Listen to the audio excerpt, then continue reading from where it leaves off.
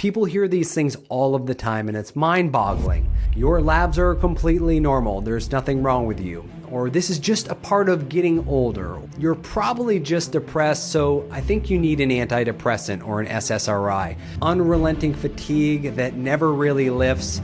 Brain fog that makes you feel disconnected, pain, anxiety, sleep issues, or neurological symptoms that just don't follow any clear rule book, feeling awful in your own body, knowing that something isn't right, and then being told your real symptoms are all in your head. If that doesn't make someone anxious or depressed, I honestly don't know what would. My name is Dr. Seth Osgood. I'm the founder of Grassroots Functional Medicine. We are located in West Lebanon, New Hampshire. So if you're watching this, there's a good chance that your body has been trying to tell you something and no one has been able to explain it in a way that actually makes sense. A deep, unrelenting fatigue that never really lifts. Brain fog that makes you feel disconnected from who you normally are. Pain, anxiety, sleep issues, or neurological symptoms that just don't follow any clear rule book.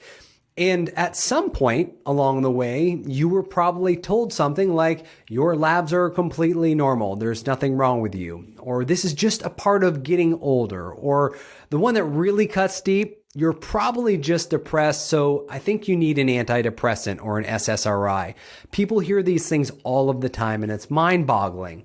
These are the stories of our patients, the stories that they tell us every single day. Feeling awful in your own body, knowing that something isn't right, and then being told your real symptoms are all in your head. If that doesn't make someone anxious or depressed, I honestly don't know what would. And I work with people from all over the country who are dealing with complex chronic illness, Lyme disease, autoimmune conditions, post-viral syndromes, unexplained fatigue, neurological symptoms, the cases that don't fit neatly into a textbook or into a diagnostic box. And I'm not saying this from the outside looking in. I'm saying this from someone who's actually been on the other side of the desk. Years ago, I became a patient myself. So I had developed sudden neurological symptoms, numbness and tingling down the entire right side of my body, my arm, my leg, and even my face. I had muscle twitching. I had sensations that were impossible to ignore. And I had imaging. I ordered imaging on myself, actually, that raised concerns about multiple sclerosis. And like most people, I trusted that the system would help me figure out what was going on, identify why this was happening. What I got instead was a whole lot of uncertainty, and I actually had a lot of dismissal as well. Standard testing came back normal. Lyme disease was negative. One specialist even suggested that I might be just perceiving these symptoms that weren't actually there. If you've ever had a doctor imply that what you're experiencing isn't real, you know how destabilizing that moment actually is. Not just frustrating, but deeply unsettling. It makes you question your body, your mind, and your sense of reality all at once. Eventually, after pushing for deeper answers, I actually did a more comprehensive Lyme test from IGeneX, the IGeneX Immunoblot, that came back positive when all of the standard testing had failed and been negative. That result didn't fix me, but it did something very important for me. It confirmed that my body was not lying to me. And then the story got even more complicated, not simpler, which is what I was hoping for. As I kept digging, I discovered elevated mercury levels. I found evidence of mycotoxin exposure. And suddenly, the question wasn't, do I have Lyme disease or not? It became a much bigger question. Is it Lyme? Is it mold? Is it heavy metals? Is it chronic stress from running a medical practice or raising 5 children? Is it from years of poor sleep or diet? Or is this simply bad genetics? But here's the honest truth. I didn't know, and I still don't know with certainty. And that's not a failure, but that is what complex chronic illness actually looks like. This isn't a murder mystery with one bad guy, unfortunately. It's more like a slow motion pileup. And this is where the biggest misunderstanding in Lyme and chronic illness shows up. Most people are taught to think in a single cause fashion. One bug, one diagnosis, and one ultimate fix. But the human body doesn't work that way. We are all polymicrobial beings by design. From the moment you're born, you're exposed to bacteria and fungi and viruses and parasites and environmental organisms. Over a lifetime, those exposures accumulate. Childhood infections, latent in viruses like Epstein-Barr, respiratory infections, strep, your gut shifts. You get exposed to candida and parasites and mold. Metals come into the picture. And yes, sometimes tick-borne organisms like Borrelia, Bartonella, or Babesia. Most of the time, this isn't a problem because a healthy immune system doesn't try to sterilize your body. Its job is to maintain order, maintain balance. That's the concept that almost nobody explains very well. The immune system isn't an exterminator, it's border control. What it does is it allows normal traffic. It tolerates background noise. It intervenes when balance is threatened. As long as the immune system containment is strong, you can carry a lot of burden and remain totally well. But when immune containment collapses, that's when chaos ensues. And this is the part that is so hard for people to wrap their head around. When the immune system starts to lose control, what happens is the symptoms don't show up neatly or logically. They show up scattered and chaotic, unpredictable, and that can be extremely frustrating. One day it's fatigue, the next day it might be joint pain, then it's brain fog, and then you see anxiety sneak in, gut issues start to become a problem, and then people's sleep will just completely fall apart, and that will totally drive you crazy. People say nothing stays consistent, or I just can't predict my body anymore. That unpredictability is one of the most psychologically exhausting parts of chronic illness. But here's the truth that most people never hear. That chaos is not random. It's what happens when the system itself becomes unstable. When immune containment is strong, stress comes in, the body responds, and then it settles back down. That's how it should be. But when the immune containment weakens, every stressor hits harder. A bad night of sleep, a stressful work week, travel, a workout that used to be normal. It's not because you're fragile. It's because your margin of safety has narrowed completely. And that's why chasing individual symptoms almost never leads to lasting improvement. This is also why the kill, kill, kill mindset can actually keep people stuck. Now, I understand why people gravitate towards it. When you're suffering, you want a target.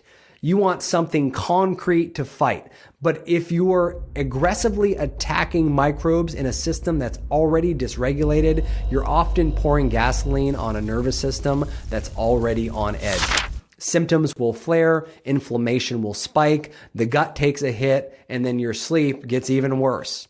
And then another organism shows up, or another lab marker changes, or another diagnosis gets added to the list. Now, that's not failure. That's a sign the terrain hasn't changed yet. And that's what you need to happen. Healing isn't about wiping the slate clean. That almost never happens. It's about rebuilding authority. Authority of the immune system, authority of your nervous system, and authority of cellular energy. When the system regains authority, microbes will stop running the show. Not because they're completely gone, but because the environment no longer favors the chaos. Now, this is where Lyme disease and tick-borne illness fits in. Lyme is often not the whole story. It's the straw that breaks the camel's back. Two people can be bitten by the same tick. One gets sick and the other one doesn't. Why does this happen? Well, it's because it's not just about the bug. It's about the entire system that the bug lands in. Lyme often acts as a catalytic event. It exposes immune exhaustion, toxic burden, metabolic fragility, and chronic stress that were already present. It pushes on an already overloaded system and it pushes it past its breaking point. That's why one-size-fits-all protocols fail. That's why aggressive kill everything strategies will backfire. And that's why people feel like they're playing medical whack-a-mole. You knock one thing out and then boom, another thing pops up. It's not because you're doing it wrong. It's because you're trying to fight chaos with a hammer. The goal is not eradication. I'll say it again. The goal is not to eradicate the bug. That doesn't happen. The goal is to create order. Order in immune signaling, order with inflammation, order with detoxification, and order with cellular energy. When order is restored, microbes lose leverage, not always because they're gone, but because the environment no longer favors that chaos. And here's an extremely important concept that everybody needs to hear and understand. Healing from this does not feel linear. If you're expecting a straight line from sick to well, you're going to lose your mind.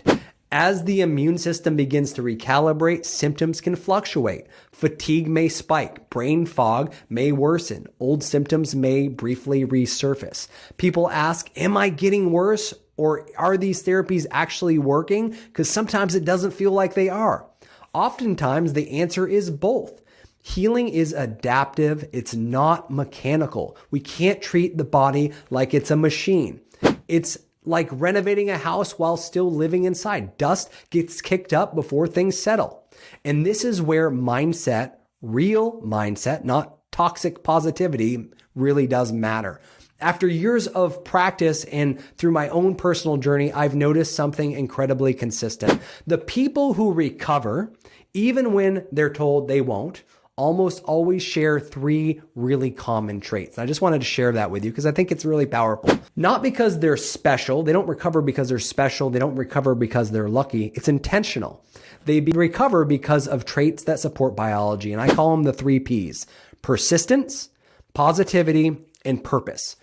Persistence means healing becomes a lifestyle. It's not a phase. These people stop asking, how long do I have to do this? And they start asking, who do I need to become so this is my new normal? They don't do a 30-day cleanse and go back to the chaos. They build a life that supports recovery. Healing isn't a boot camp. That's really important for you guys to consider. It's a new operating system, and that's exactly what we're trying to create. And then there's positivity, and you don't want to forget this one. Positivity is not denial, it's a direction. They don't ignore symptoms. They don't pretend like they're not there, but they refuse to build their identity around being sick and broken. They ask, what's the next step? Because chronic fear keeps the nervous system stuck in fight or flight. And a nervous system that's stuck in fight or flight doesn't heal. And that's why we have to prioritize the nervous system. Where attention goes, physiology will follow. And then there's purpose. This is the one that matters more than anybody would like to admit. When you're dealing with fear of having MS, fear of decline, fear of what if this never ends, you need an anchor to bridge your symptoms. For me, faith was huge. Connecting with the Lord and scripture didn't erase my symptoms, but it gave me a sense of peace. It allowed me to stay in the process without needing to control every outcome. Purpose keeps hope alive, and I feel like sometimes that purpose factor doesn't get the respect it deserves. It's not fluff. Hope changes behavior. Hope keeps you persistent long enough for your biology to adapt. So if you're listening to this and thinking this finally makes sense, that's intentional. You're not broken. Your body is responding logically to overload. And recovery is possible, not through magic, not through shortcuts, not through luck, but through restoring order and bringing back a state of consistency. At Grassroots Functional Medicine, that's exactly what we focus on. Reducing burden, supporting immune function, and containing an overwhelmed immune system. Not selling miracles, not chasing one bug, just respecting the complexity of the human body. If this video helped you or it makes sense and you want to learn more, please do me a favor and like it and share it with someone who needs it. If you're ready to take the next step, you can visit us at grassrootsfunctionalmedicine.com. Like I said, we work with people from all over the country. We love what we do. We have a team of staff to support you, and we'll offer you a free discovery call to, just learn a little bit more about your story and where you're at to see if we're going to be a good fit. Even if you're not ready, sometimes the right conversation is where clarity will actually begin. I'm Dr. Seth Osgood, the founder of Grassroots Functional Medicine. Thank you so much for spending time with me, for dedicating your day to learning more about how you can optimize your health. I hope this brings you some clarity. Have a blessed day.